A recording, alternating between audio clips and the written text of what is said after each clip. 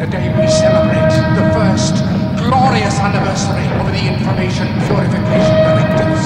We have created, for the first time in all history, a garden of pure ideology, where each worker may bloom, secure from the pests, obeying contradictory thoughts.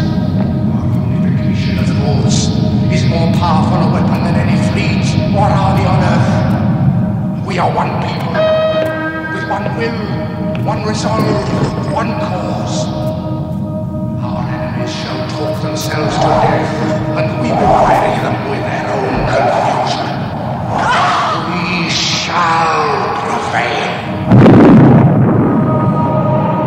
On January 24th, Apple Computer will introduce Macintosh. And you'll see why 1984 won't be like 1984.